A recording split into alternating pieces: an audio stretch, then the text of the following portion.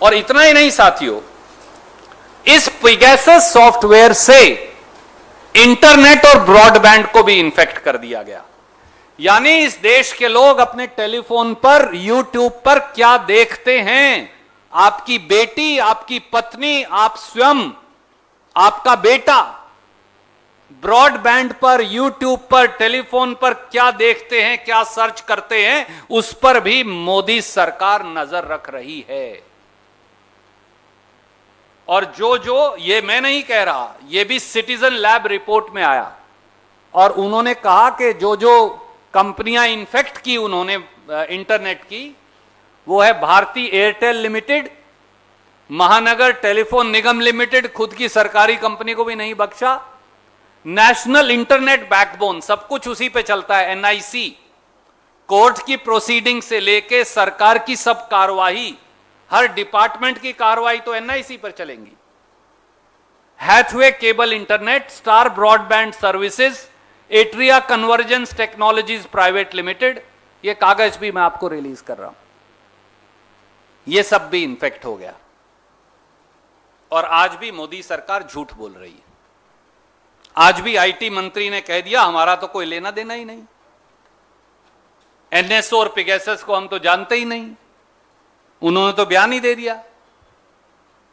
शायद मंत्री जी, अगर आप कांग्रेस के कॉलिंग अटेंशन में पुराने आईटी मिनिस्टर का 28 नवंबर 2019 का जवाब पढ़ लेते तो इतना झूठ संसद को ना बोलते। ये मैं इस देश के फॉर्मर आईटी मिनिस्टर रविशंकर प्रसाद का संसद का जवाब दिखा रहा हूं आपको, जो कांग्रेस के कॉलिंग अटेंशन मोशन पर राज्यसभा में उन्होंने दिया। और वहां उन्होंने 3 बातें मानी।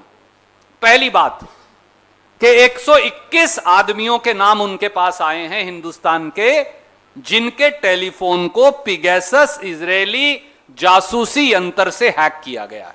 यह मैं नहीं कह रहा, मैं आपको दिखा देता हूं। यह मंत्री जी ने मान लिया और संसद के पटल के ऊपर मान लिया कि 121 नाम तो उनके पास है। तो जब मिनिस्टर ये कह रहे हैं कि मेरे पास 121 नाम हैं, तो फिर आज आईटी मिनिस्टर ये क्या कह रहे हैं? दूसरा, उन्होंने ये माना कि एनएसओ को नोटिस दिया गया नवंबर 2019 में, यह भी उन्होंने मान लिया। यह है अभी तक व्हाट्सएप ने हमें 121 नाम, ये देखिए,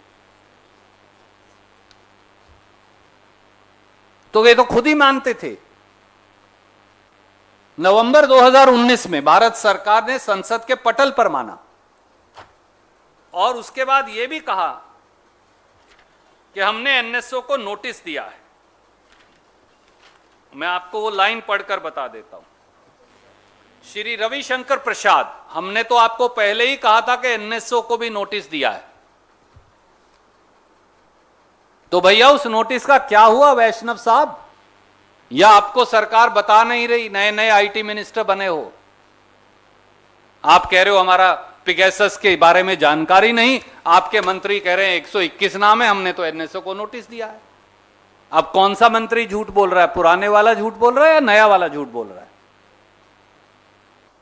इसलिए हमारे सीधे सीधे 6 सवाल हैं और आदरणीय खड़गे साहब और उसके बाद अधीर रंजन जी अपनी बात कहेंगे। पहला,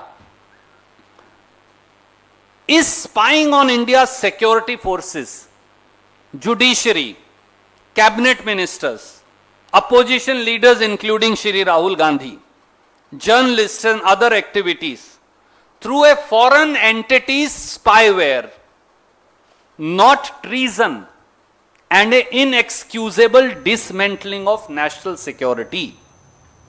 क्या हिंदुस्तान में मुख्य चुनाव आयुक्त, विपक्ष के नेता समेत श्री राहुल गांधी, खुद के कैबिनेट मंत्रियों, पत्रकार साथियों, कांग्रेस ദേശീയ വക്താവ് രൺദീപ് സുർജേവാലയാണ് മാധ്യമങ്ങളോട് സംസാരിക്കുന്നത്. ഏതായാലും വലിയ രീതിയിലുള്ള ചോർത്തൽ, അത് ആശങ്കപ്പെടുന്ന, ജനാധിപത്യത്തെ ആശങ്കപ്പെടുന്ന ഫോൺ ചോർത്തൽ ഉണ്ടായിട്ടുണ്ട് എന്നാണ് അദ്ദേഹം പറയുന്നത്.